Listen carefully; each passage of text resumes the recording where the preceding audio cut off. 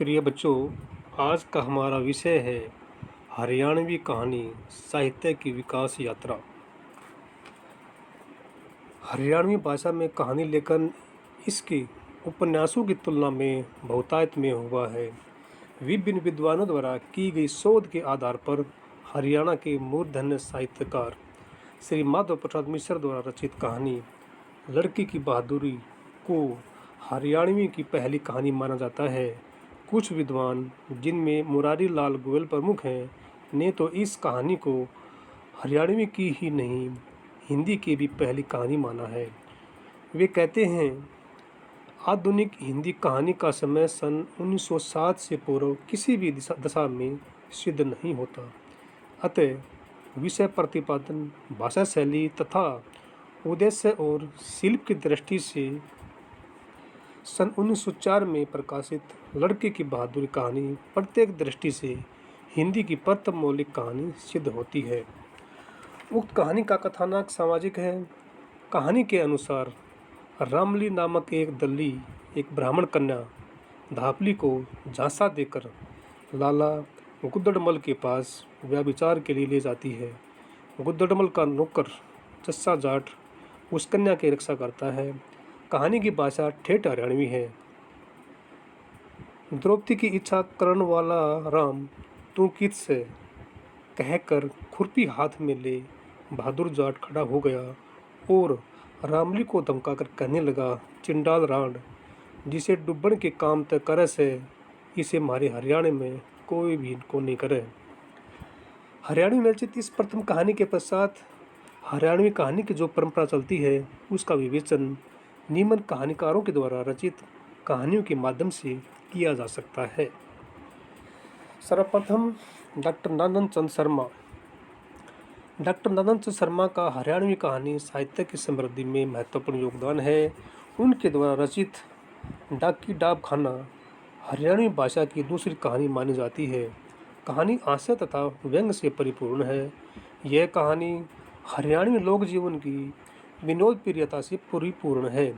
कहानी का नायक हंसी विनोद से भरपूर एक नौजवान है, जो कहानी में एक बूढ़े बाराती की क्रियाकलापों का मनोरंजक विवरण प्रस्तुत करता है।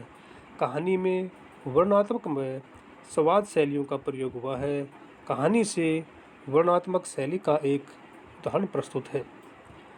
डाकी लाम खाना, मौजी मानस था, इतोड़ उतोड़ हंडना, दुनिया देखनी, गण खरी, बार ते आ टुकड़ियों में बढ़ती हानि, खिलकुटी पाटदा आंदा, जगु बेरा ना के नाम मिला उसने, कोई बूझता डाकी के होया के ज्ञान से, ते और जोर जोर ते ताड़ी पीट पीट के लोटपोट हो जाता और उन्हें देखने वाले भी उसने हंसा देख कर ने हंसन लग जाते।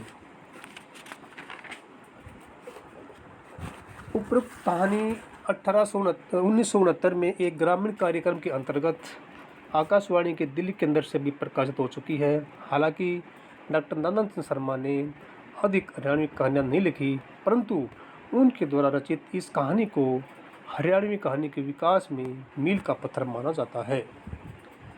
द्वितीय, रघुवीर सिंह बथाना। हरियाणवी कहानी साहित्य के विकास क्रम में हरियाणवी साहित्यकार श्री रघु सिंह मथाना का भी महत्वपूर्ण योगदान है। सन 1952 में हरियाणा अध्यापक समाज पत्रिका में उनकी एक कहानी आपराधिक आंकड़े प्रकाशित हुई थी। यह कहानी पुलिस थाने के वातावरण पर आधारित थी। कहानी के कथानक के अनुसार पुलिस अधीक्षक एक थाने के एक प्रभारी को उसके थाने के निरीक्षण के दौरान लताड़ लगाकर चले जाते हैं। पुलिस अधीक्षक के जाने के बाद थाना प्रभारी अपने मातहतों के साथ एक मीटिंग करता है तथा सबको एक एक डिटेक्शन का मुकदमा दर्ज करने को कहता है। थाने के मातहत कर्मचारी रात को बस स्टैंड और रेलवे स्टेशन से गरीब लोगों को लेकर उन्हें विभिन्न अपराधों में बंद कर देते हैं और इस प्रकार आपराधिक आंकड़े जुटाते हैं। उपरोक्त कहानी हरियाणा के थानों के वातावरण, थाना प्रभारी की बुखलाहट तथा पुलिस कर्मचारियों की व्यवहारिक हरियाणवी कार्यप्रणाली का मूर्त रूप प्रकट करती है। तृतीय, कंवल हरियाणवी। विख्यात हरियाणवी साहित्यकार श्री कंवल हरियाणवी का भी हरियाणवी कहानी साहित्य को आगे बढ़ाने में महत्वपूर्ण योगदान है।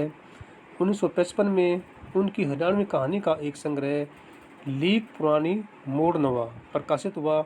इस कहानी संग्रह में कुल 12 कहानियाँ हैं। ये कहानी संग्रह हरियाणा की ग्रामीण संस्कृति तथा ठेठ हरियाणवी संस्कारों का उचित प्रतिनिधित्व करता है। इस कहानी संग्रह की कहानियों में क्रमशः धन्नो, सरजू काकी तथा आशा किरण में नारी से संबंधित समस्याओं को मुखरित किया गया है।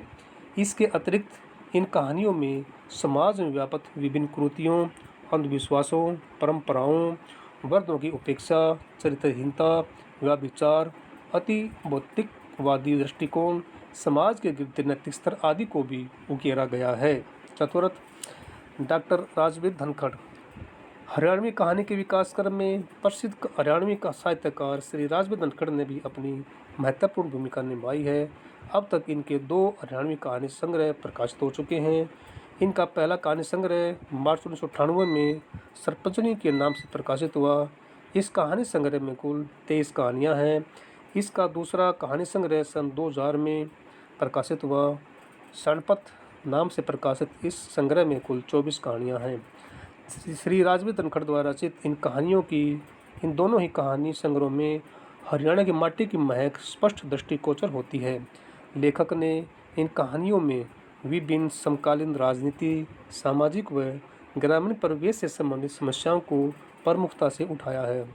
उपरोक्त हरियाणवी कहानीकारों के अतिरिक्त हरियाणवी कहानी का विकास करने में देवी शंकर प्रभाकर, डॉक्टर राजेंद्र स्वरूप, R.S. चिंगारी, धन्वंतरी, सहीराम आदि की हरियाणवी कहानियों का भी महत्वपूर्ण योगदान है। विभिन्न हरियाणवी पत्र पत्रिकाओं में विभिन्न लेखकों द्वारा रचित हरियाणवी कहानियाँ भी हरियाणवी कहानी साहित्य को आगे बढ़ा रही है। धन्यवाद।